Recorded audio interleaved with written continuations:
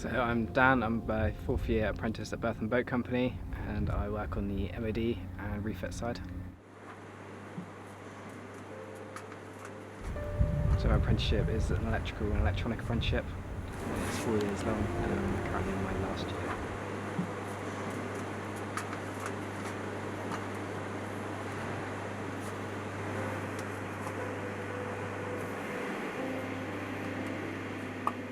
So I've come to Grey Wolf to learn about how the boat works, all the safety on board, and to see all the equipment working in a real life situation, not just fitting it and saying goodbye to it.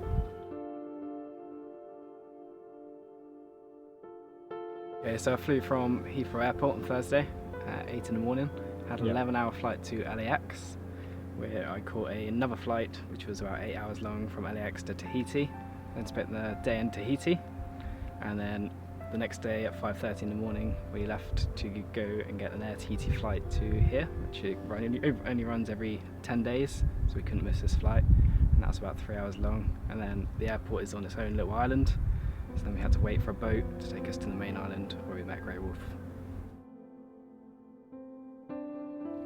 So we are currently in Mangareva and we are travelling 3,500 miles to Patagonia via Pitcairn and Easter Island. So the plan for today is to sort out the GPS satellite compass. We've got to move the GPSs from the forward upper mast to the top deck to try and get them closer together. So these are the cables that we've rerouted from the GPS satellite compass. They were going down below, but now we've had to reroute them up to the top to get them closer to the GPS areas, and the GPS areas closer together.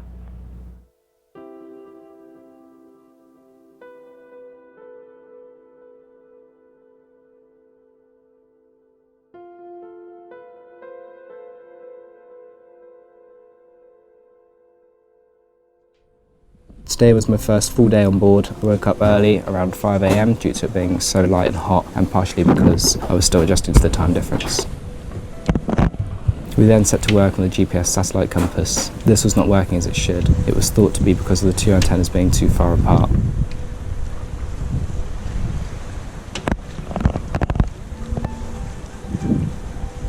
What's it like working in this environment? It's challenging because sometimes you have to improvise because you can't just run to the local shop to get what you need. But it's also nice being in a different environment, a challenging environment. Yesterday we spent all day rerouting the cables around Grey Wolf, the GPS satellite compass, and now I'm just wiring them into the control box.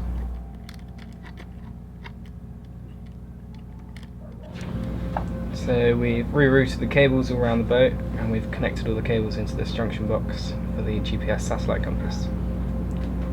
So just finished making a connection that I haven't made before, and we had no spare connections if it went wrong, but it seems to have gone fine. So for the GPS satellite compass you have two GPSs on port and starboard on the roof.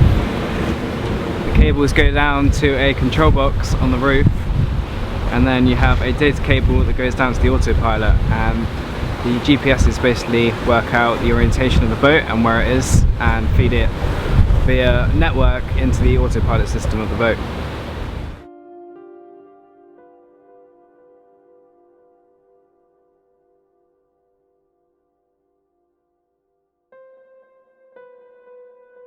We woke up early today around 5:30 AM again, and pretty soon we started getting bits ready for the boat. I made the connections on the KVH GPS satellite compass and we tested that. Unfortunately it wouldn't communicate to both of the lower helms and the upper helm. After a lot of fault finding, it turned out that one of the cables that was supposedly redundant was not. Once this was fixed, I decided to get dropped on the island for an hour or so. Around 6 o'clock in the evening we lifted anchor and started to head towards Pitcairn, which is around 300 nautical miles away, and it would take us approximately 30 hours. We're on day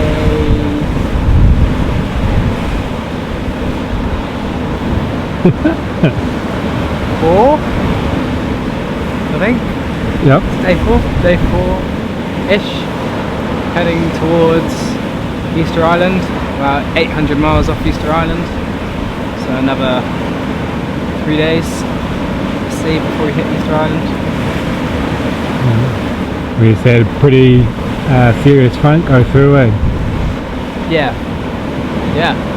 it's a pretty serious front just went through, but didn't hit us too badly. Slightly interesting, made me feel quite sick, but luckily I wasn't sick. I think it's going to be a small taste of what's coming, of some pretty big seas from Easter through to Berthon. Great.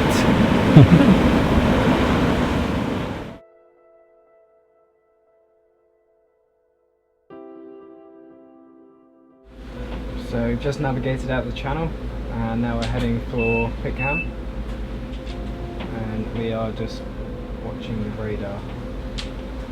Why are we leaving at night? Leaving at night so that, because it takes around 30 hours to get there, and that means we will arrive early morning in a day and a half's time. Perfect. And thoughts about heading to open water? Heading to open water, just hoping I'm not seasick. Yeah. Anything else? Not at the moment. Nervous, excited? Excited at the moment. Nice. And how's your time in Tahiti? Time in Tahiti was nice, it was hot. Did have to do a lot of work there, but it was nice. Yeah. And thanks to Dan, we are now, GPS is reading accurately. We're heading out Mangareva, and next stop, Pekin.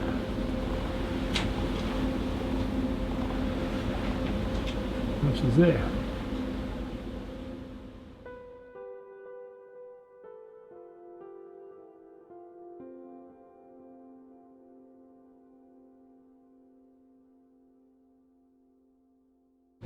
Okay, how was your first night? First night was good until I was seasick, and I got really tired. But yeah, apart from that, I slept really well. It was good. Perfect. And what's your thoughts now? Lost sight of land? Yeah, it's not as bad as I thought it would be. Now I've got over the seasickness stage, I think. Hopefully, it's not too bad. Nice. How was your first watch? First watch was good. Learned a lot. Learned about what to look out for, how to look at the different systems. And yeah, it's good. A good learning experience. Perfect. And how's your compass going? Compass is holding strong at the moment. I have every faith in it. Perfect. I woke up around 8:30 AM, still feeling a little queasy, but not as bad as the night before. I grabbed a coffee and went to start my first day shift, again under supervision from Simon. I learnt more and more about watchkeeping and about the boat, and specifically how to tell apart a vessel on the radar from a rain cloud. The rest of the day was pretty uneventful. It was just a small storm, but then again I was asleep for most of the day. I went on watch again at 2100 and watched a huge rain cloud or squall pass on the port side of the boat on the radar and out the window. Another then came up behind us and battered the boat in rain. I was told that if this was a sailing boat I would be rushing around the boat every time a squall came up on the radar, so I'm thankful for that. So, driving a boat. So yeah, the biggest thing that I think is important is looking out the window. Your radar, your chart plotter, all of that is just adding to what you can see outside. For me personally, if you turn all of this off and just look out the window during your watch, I think you'd be a lot safer than any one individual bit of equipment. But obviously it's there to use, so you can confirm the whole time. You can be cross-checking your position, your course, your speed by things you're seeing around you. But basically your biggest dangers out here are bits of rubbish, old nets, anything like that, and then other boats. there is chance of a random atoll that hasn't been discovered, but it's pretty slim these days. So you're mainly looking for other boats and the water in front of you. The key bits of information for that is your radar and your chart plotter. So every time you get to watch, I expect you to look ahead 30-40 miles of what you're doing and what your watch will cover. Check there's no dangers along that. Be zooming in and out, checking different levels, because obviously the more you zoom in, the more detail you get. And then during the day, the radar is less important because you've got good vision. But it's very good for cross-checking. Say you see something in the distance, you can very quickly bring it up and check. So I can see the depth is not showing anything. So why might that be? So right now we're in about 3,000 meters of water. And the depth relies, it's very similar to radar, but it sends out a sound wave and it bounces that back up like echolocation with dolphins and whales. And it uses that to give you a depth. Unfortunately, that is only good to about 200 meters of water. And so when it's shallow, it's very accurate, but when it's deep like this, it basically takes too long for the wave to propagate down and back up. And to be honest, whether it's 3,000 meters or 200 meters, it's not really relevant to us, as long as it's deeper than, as long as it's not dangerous.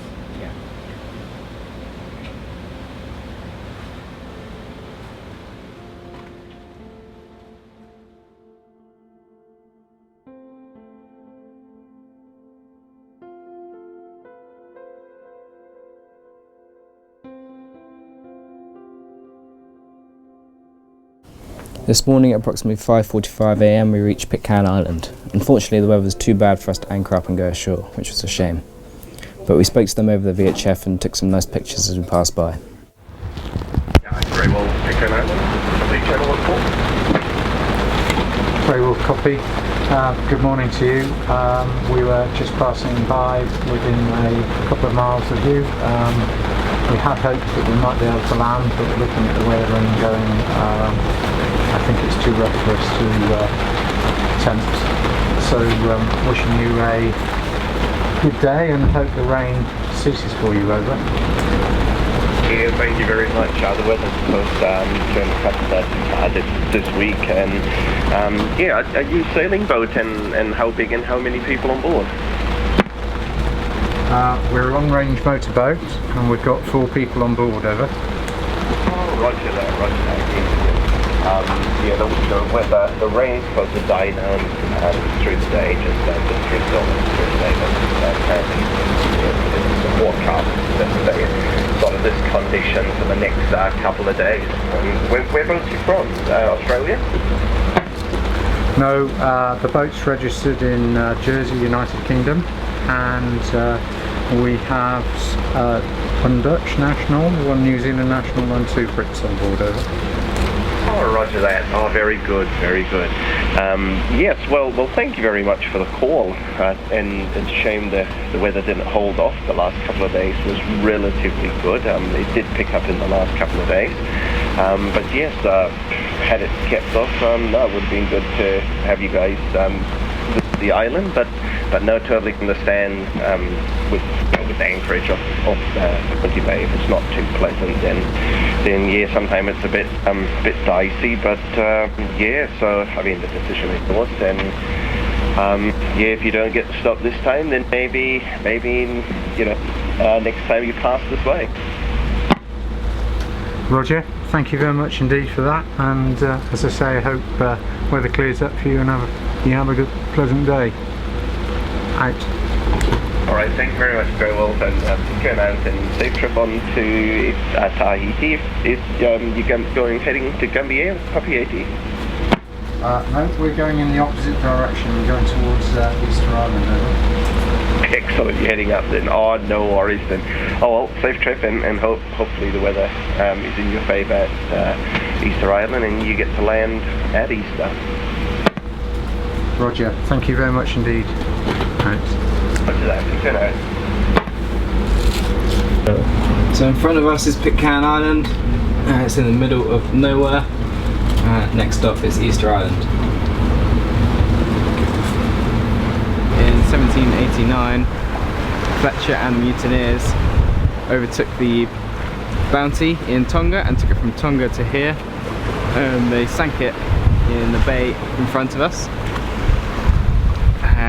It took them 18 years later. They were found, but only one was remaining. And yeah, that's it. And yeah, bugger living there. Yeah, literally in the middle of nowhere. Literally just a rock. We then set a course for East Island, which was 1,115 nautical miles away and would take us around 5 days to reach. So the Bounty was an English boat which sailed from England, tried to go around the Cape Horn but couldn't, so went across the Indian Ocean, past Australia and to Tahiti. They then went from Tahiti to Tonga. Fletcher and the mutineers then took the boat back to Tahiti.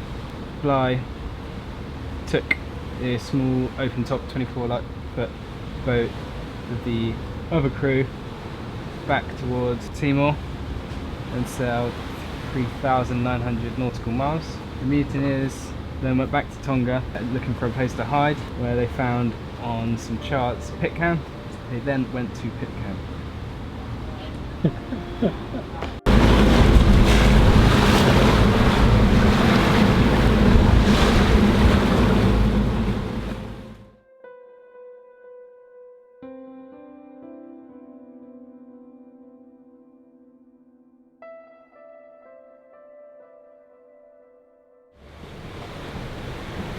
Today the sea was a lot rougher than it had been, consequently making me feel a little worse for wear when I woke up.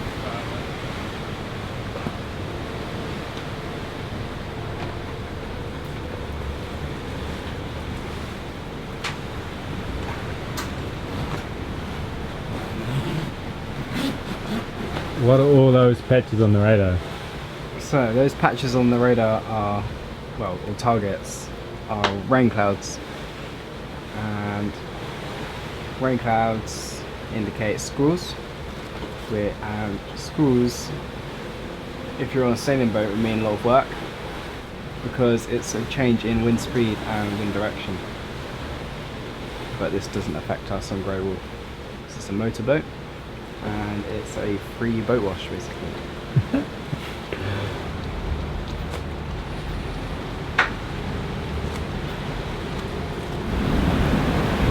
There we go.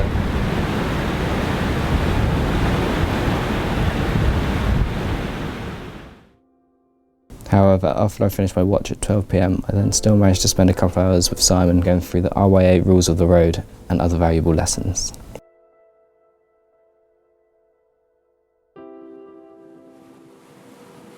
At around 6 o'clock in the evening, I woke up for dinner and we had our first amazing sunset that lasted about 30 minutes and made the bad weather almost worthwhile. The end of a shitty day and the sun pokes through and makes everything alright.